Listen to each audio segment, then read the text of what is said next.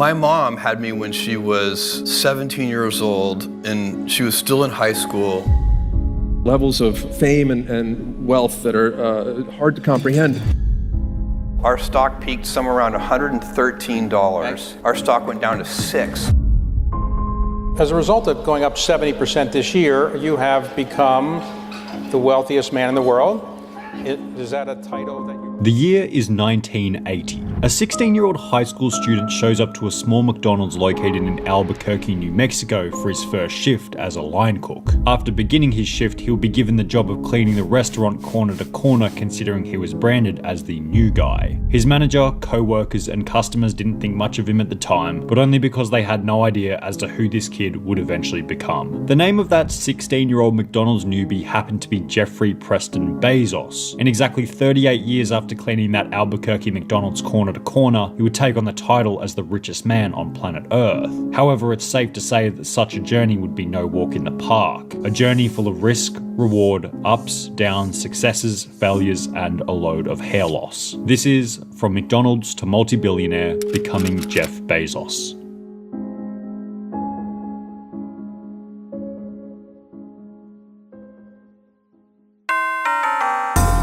Jeffrey Preston Jorgensen was born in Albuquerque, New Mexico on the 12th of January 1964. At the time of his birth, Jeff's mother Jacqueline was still extremely young and was yet to graduate from high school. I was 2 weeks past my 17th birthday and a junior in high school when I gave birth to my first son, Jeff. She was a pregnant 16-year-old in Albuquerque, New Mexico in high school, which was not cool. At the time, Jeff's mother Jacqueline was so poor that she ruled out the idea of owning the most basic household items such as a telephone. I figured out that Jeff and I could move into our own apartment if we just didn't have a phone. Jacqueline had been married to a man named Theodore Jorgensen at the time of Jeff's birth, who she later divorced and soon remarried immigrant Mike Bezos in 1968, resulting in a name change from Jeffrey Jorgensen to Jeffrey Bezos at the age of 4. As Jeff Bezos began to grow up, he would start spending his summers at a ranch owned by his grandfather in Cotulla, Texas. I spent 3 months every year from the age of 4 to age of 16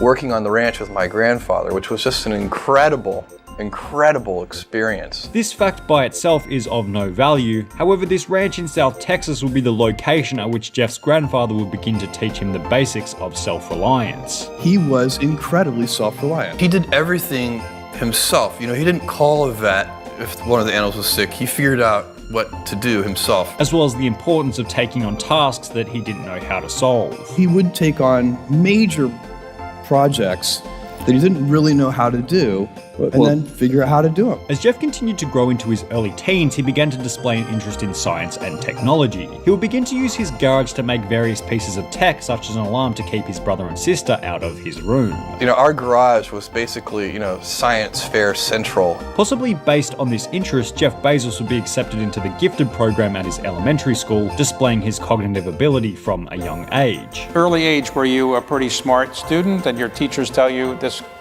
Oh, you were good, or? I have always been academically smart. As Jeff entered into high school, he would win a Silver Knight Award, which was presented to outstanding individuals and leaders who have applied their knowledge and talents to serving their school and communities, also being named valedictorian upon graduation. You were the valedictorian of your high school in Miami. Which hopefully gives everyone a good idea of who Jeff was becoming by his late teens. I was a good student. I always worked really hard. I was nerdy.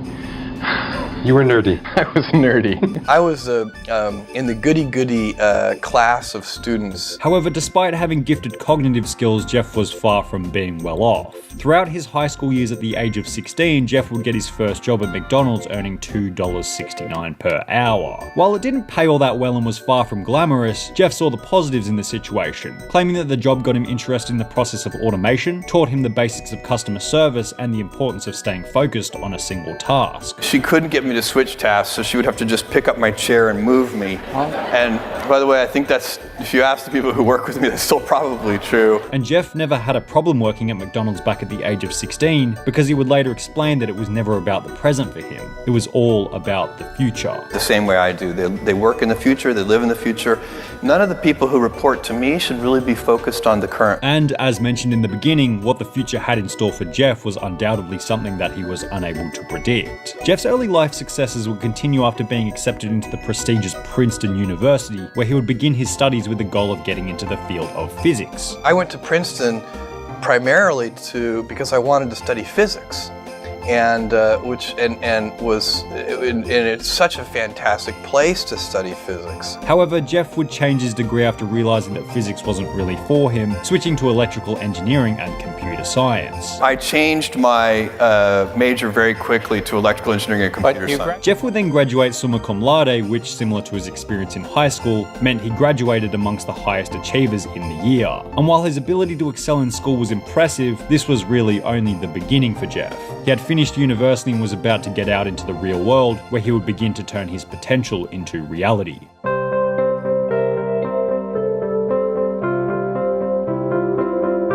Unsurprisingly, Jeff would receive numerous job offers upon the completion of his degree at prestigious companies such as Intel, Nokia, and Accenture, however would decline these offers and instead take a job at a financial tech startup by the name of Fitel. But a financial tech startup simply wasn't good enough for a genius like Jeff Bezos, so he would eventually take his skills to a hedge fund by the name of D. Shaw in 1990 at the age of 26. I went to New York City and I ended up working at a quantitative hedge fund run by a brilliant man named David Shaw, D.E. Shaw & Co. Despite now being in this extremely prestigious, high-paying job, rather than valuing the money he was being paid, it seemed as though Jeff Bezos preferred to value the lessons he was being taught by his bosses. I learned so much from him. I used a lot of his ideas and principles on things like HR and recruiting and what kind of people to hire. And Jeff was going to need all of the lessons he could possibly learn, because Jeff was already thinking about leaving the hedge fund with the intention of taking on the biggest venture he could possibly think of. However, before taking on another big venture, he made what seemed to be somewhat of an impulsive decision. He wanted to get married. At a certain point, I decided I wanted to get married, and I had all my friends setting me up, and I had my list of criteria. And this was like good old-fashioned blind dates. I went on dozens of blind dates. As mentioned, Jeff began to go on blind dates, stating to have gone on so many that he became somewhat of a professional blind dater. I had all my friends set me up on blind dates. None of them worked out very well. Perhaps the reason Jeff went on so many blind dates without successfully meeting someone was because of his bizarre criteria when it came to finding a partner. When I was telling my friends my criteria, one of the ones that I would list was that I wanted a woman who could get me out of a third world prison. He stated that this was a requirement not because Jeff planned on landing himself in a third world prison, but rather because he wanted a wife who was resourceful. And I said, no, it's just a visualization for somebody really resourceful, because I think that you don't want to go through life with teammates who aren't resourceful. This requirement would eventually be fulfilled when Jeff would meet Mackenzie Scott in 1992, who he would then marry only 6 months later in 1993. We dated for 3 months, were engaged for 3 months, and then got married. So our whole kind of dating engagement period was only 6 months long. Jeff's life seemed somewhat perfect at this point on the outset. A job at a hedge fund in one of the most prestigious cities in the world, newly married to a beautiful, resourceful wife. It seemed like Jeff couldn't have had it any better at the time. But as is said, when everything gets too perfect, the first thing we want to do is break it apart so we can have a challenge. And a challenge was certainly what Jeff Bezos was preparing for. What propelled you to say, I'm quitting this, I'm going to start a company selling books over the internet, and I'm going to do it from Seattle? Where did that idea come from? In early 1994, after recently becoming the 4th hedge fund senior vice president at D. Shaw & Co., Jeff Bezos began to think heavily about what he wanted from life, eventually deciding that he was going to focus on a phenomena called a regret minimization framework, with the goal of having no regrets during his later years in life. When I'm 80 years old, I want to have minimized the number of regrets that I have. I don't want to be 80 years old in a quiet moment of reflection, thinking back over my life and cataloging a bunch of major regrets. At around the same time, Jeff found out about this new thing by the name of the internet. Internet is that massive computer network. the one that's becoming really big now. An online network called Internet. Allison, can you explain what internet is? Now that I've gotten on the internet, I'd rather be on my computer than doing just about anything. The internet itself, however, is definitely exploding. It hit, and within like 2 years, it's become so powerful. The internet gave us a whole world of exciting new possibilities. So I guess this is a story of how it changed our lives.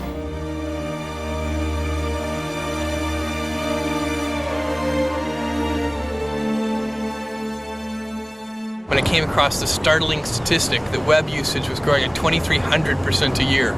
So I decided I would try and find a business plan that made sense in the context of that growth. Jeff realized that he could sell products through the internet and decided that creating an online bookstore might work as a business model. I picked books because there were more items in the book category than any other category, and so you could build universal selection. There were 3 million in 1994. This desire to minimize regret, combined with a genuine plan of selling books through the internet, ultimately led Jeff Bezos to quit his prestigious hedge fund job and venture out into the unknown of the business world. You had a great job. I remember you had a great apartment on the Upper West Side. Working on Wall Street, and a year after we got married, I went to her and said, I want to quit my job. Thankfully, Jeff's wife was supportive of the dream, which would lead them to leave New York City and head to Seattle, where the company would begin. Even before she could say, what's the internet? She said, great, let's go. Because she wanted to support it. We're about to take off driving across the country to start Amazon, go to Seattle. With Jeff literally writing the business plan for the company in the car trip over. In fact, I wrote the first draft on the car trip from the East Coast to the West Coast. Shortly after arriving in Seattle, the company, which was originally called Cadabra, was stereotypically started out of Jeff's new garage. The movers packed their things and were already on the road when Bezos phoned them to say he had decided on Seattle. Jeff Bezos then accepted his parents' life savings of approximately $300,000 and instantly invested it into the company. Initial startup capital for Amazon.com came primarily from my parents, and they invested a large fraction of their life savings in what became Amazon.com. Also changing the name from Cadabra to Amazon, named after the Amazon River in South America. And he said, cadaver? And I knew then that was not going to be a good name. We changed it about 3 months later. However, despite having this $300,000 worth of funding, the future of Amazon was far from certain. Jeff would warn his early investors that there was a 70% chance that Amazon would either fail or go bankrupt. And I told them that I thought there was a 70% chance that they would lose their whole investment, which was a few $100,000. I thought I was giving myself triple the normal odds. It's only about 10%. Here I was giving myself a 30% chance. Jeff had to deliver the books to the post office himself and didn't have enough money for basic machinery. I was driving the packages to the post office myself, and hoping one day we could afford a forklift. Jeff and his team were literally packing books on the floor as they didn't even have tables. We were so inefficient with our operations and logistics in those early days when there were just 10 of us that I didn't have packing tables. We were packing on the floor on our hands and knees. And on top of everything, Jeff had to get his wife Mackenzie to do the accounting despite the fact that she was extremely inexperienced in the area. She did our accounting. For like the first year. Was it the first year? Something like that. However, despite these areas of inexperience on the part of Jeff and his team, the business idea actually worked surprisingly well. We were shocked at the customer response. Literally in the first 30 days, we had orders from all 50 states and 45 different countries. I was shocked at how many books we sold. We were ill-prepared. Better yet, they did it without having to spend $1 on advertising. In the first year of opening Amazon.com to the public, we didn't do any paid advertising, and all of our growth was fueled by word of mouth and media exposure. And this initial success made sense, really. As previously mentioned, Amazon had the ability to sell as many different titles as they wanted without the inventory problems that a normal bookstore would have, all while saving their customers the time of having to physically go to their local Barnes & Noble. It was perfect. Plus, Jeff focused on what he described to be the absolutely most important part of any business. The number one thing that has made us successful by far is obsessive, compulsive focus on the customer as opposed to obsession over the competitor. This initial success led to a range of investment from various individuals, totaling a further $1 million to put into the growth of the company. I raised $1 million from 22 different investors, $50,000 at a time, and they got 20% of the company for $1 million. Between 1990 and 1997, the percentage of households in the US owning computers increased from 15% to 35% because owning a computer was less of a luxury and more of a necessity. Increased computer usage as well as further funding led up to a point where the Amazon company would make their next big move, the initial public offering. Today, Amazon.com went public and it seems to be trading well. A little under 3 years after beginning the company, Jeff Bezos would take Amazon public, $1.73 $1.73 per share. Not a bad price considering that same share would be worth more than $3,000 today. The IPO raised Amazon a total of $54 million, and Bezos would officially receive the title of millionaire for the first time. Exactly 1 year after the IPO at $1.73 per share, the stock price had climbed to $6, an increase of 350%. This almost quadrupled Jeff's net worth, but more significantly began to spark new ideas for what Jeff could do with the company, ultimately leading him to email his customers asking what it was that they wanted to buy off the internet. I wish you sold windshield wiper blades because I really need windshield wiper blades. And I thought to myself, we can sell anything this way. And then we launched electronics and toys and many other categories over time. It was through this market research that Amazon would go from an online bookstore to more of an online marketplace, supplying any product that the general consumer had a demand for. Edible glitter, inflatable sloths, taco sleeping bags. Whatever you wanted, there was a good chance that Amazon would stock it. And with an increase in products came an increase in revenue, leading the stock price to go from $6 as previously mentioned to $60 only 1 year later. It went up almost 1,000% last year. When have you seen anything comparable? Nothing. And as one of the greatest old sayings goes, it takes years to become an overnight success, no exception for Jeff Bezos. Because despite only becoming a millionaire in 1997 after Amazon's IPO, only 2 years later in 1999, he would be registered in Forbes' world's billionaires list with a net worth of $10.1 billion. Despite having a multi-billion-dollar net worth, Bezos remained humble and committed to his customers by continuing to drive his 3-year-old Honda Accord. You yourself are worth somewhere in the vicinity of $9 or $10 billion today. What's with the Honda? This is a perfectly good car. As well as keeping an old desk that had been made out of a door. Now, I've heard a lot about your desk. It's a door with 4x4s. I mean, you can afford a better desk than that. It's a symbol of spending money on things that matter to customers and not spending money on things that don't. However, saving as much money as possible was exactly what Jeff needed to commit to, because unbeknownst to him, one of the biggest stock market crashes in history was already underway.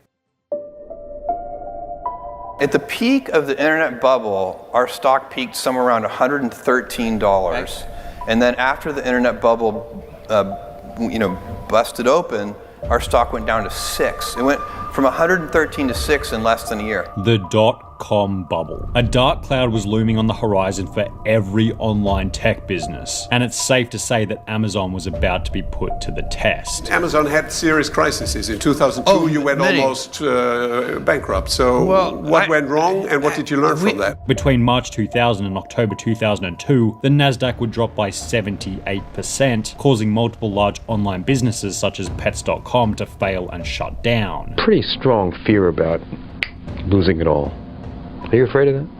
I know we can lose it all. It's not a fear. In 1999, just before the crash would begin, Amazon's stock price would hit a high watermark of $113 per share. The dot-com bubble would begin to burst in March 2000, and it would be less than a year after hitting $113 that the share price would drop to only $15. By late 2001, the stock had fallen further to $5.51 per share, a total drop of approximately 95% since its peak. My annual shareholder that year starts with a one-word sentence.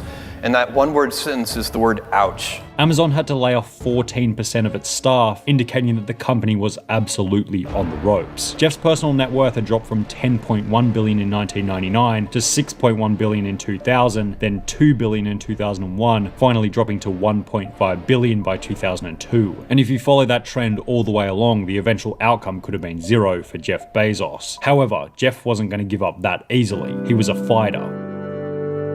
In fact, he wasn't even going to see it as a negative. He had such a strong mindset that it was simply a learning experience. The whole point of moving things forward is you run into problems, you run into failures, things don't work, you have to back up and try again. Despite the stock dropping by 95%, Jeff explained that the stock wasn't the company and the company wasn't the stock. Because despite the massive plunge, things weren't looking all that bad internally at Amazon. Every single thing about the business was getting better and fast. And so as the stock price was going the wrong way, everything inside the company was going the right way. And while the company had to lay off 14% of its staff, there was still extensive innovation going on behind the scenes. Amazon would announce Amazon Web Services in 2002, which took data from website traffic and helped third-party retailers build their own web stores. Perhaps it was just good timing in relation to the end of the dot-com bubble, but around this time, Amazon's stock began to rise in value once again, eventually reaching $50 approximately 2 years after its low point during the dot-com bubble, representing a gain of 500% per year. But this total stock price rebound of 1,000% was nothing in comparison to what was coming for Jeff Bezos, and it wouldn't be long before he would take his life to the next level. By 2006, after innovative introductions at Amazon such as the Kindle, Jeff's net worth had once again increased back up to around the $8 billion mark. At this point, Jeff decided that he wanted to help humanity in more ways than simply shipping products worldwide on Amazon, and as a result began to focus on a different company. If you could just take a minute or two and sort of help us understand, what is Blue Origin up to? Jeff Bezos had always had an interest in space. His valedictorian speech focused on the exploration of space and had claimed to have gotten interest in other planets after watching the moon landings for the first time. Space is like that for me. I watched Neil Armstrong step onto the moon when I was 5. Jeff Bezos created the company Blue Origin all the way back in 2000. However, had kept it on the down low until around 2006 when it was considered financially feasible, at which point a large plot of land in Texas would be purchased for launching and testing the company's rockets. The vision for Blue Origin is millions of people living and working in space. The goal of the company was very much similar to another well-known and loved entrepreneur by the name of Elon Musk. I learned that the fundamental issue is actually the cost of access to space. With both entrepreneurs attempting to produce cheap rockets while ensuring the future of human existence. We're now big compared to the size of the planet. We can fix that problem. My role in that is I want to build reusable space vehicles. That's the heavy lifting. And while Bezos was working on Blue Origin as a passive side project, Amazon was still churning away in the background, barely being touched by the global financial crisis, making Bezos richer and richer and richer. 12 billion, 18 billion, 29 billion by 2013. By this point, Amazon had become the largest online shopping retailer in the world, and Jeff Bezos had become the 19th richest person in the world. But these weren't the only significant events that happened in 2013. Jeff was about to make his next big business purchase. The Post at the time was kind of financially upside down, had a lot of work to do, no fault of their own. The internet had really taken the wind out of newspaper companies. By this point, it had become somewhat obvious that Jeff wasn't really into conventional businesses. An online bookstore before the internet was populated, a company creating cheap rockets to be sold for space travel, hardly the type of businesses you'd expect a local mum and dad to be running. This trend of purchasing unconventional businesses would continue into 2013, at which point Bezos would purchase a newspaper company by the name of The Washington Post for a price of $250 million.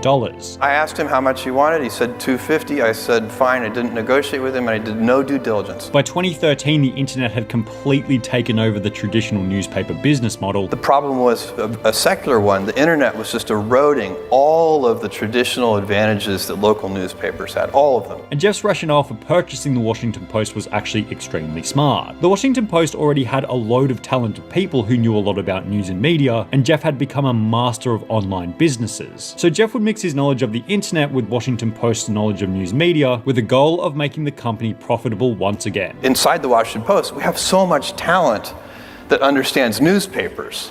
That wasn't what the problem was. What they needed was somebody who had an understanding of the internet. Bezos lifted the online paywall while completely restructuring the newspaper into more of an online media site, and by 2016, only 3 years after making the purchase, the Washington Post had become profitable once again, showing that almost anything Bezos touched would turn to gold. The turn to profitability at the Washington Post was around the same time that profitability over at Amazon was starting to get to absolutely stupid levels, which brings us to one of the most iconic events in Amazon's history. July 2015. Amazon releases its quarterly earnings report, which surprised its investors by reporting a net profit that outperformed the top quarterly estimates. This incredible earnings report caused the stock to surge 18% during after-hours trading, and when the market opened, Jeff Bezos would earn $7 billion in the space of 60 minutes, taking him to the spot of the 5th richest person in the world by 2016 with a net worth of $50 billion. And it's not like Jeff began began to hoard this money or blow it on excessive luxury. Rather, he just continued to make Amazon even bigger, hiring 130,000 new employees. By this point, it was barely a matter of if he was going to become the richest person in the world, but more a matter of when he was going to become the richest person in the world. And that time was not far away at all. In March 2018, after expressing the possibility of expanding Amazon into India, combined with the extreme success of Amazon Prime, Jeff Bezos would overtake Bill Gates to become the richest man in the world with a net worth of $112 billion.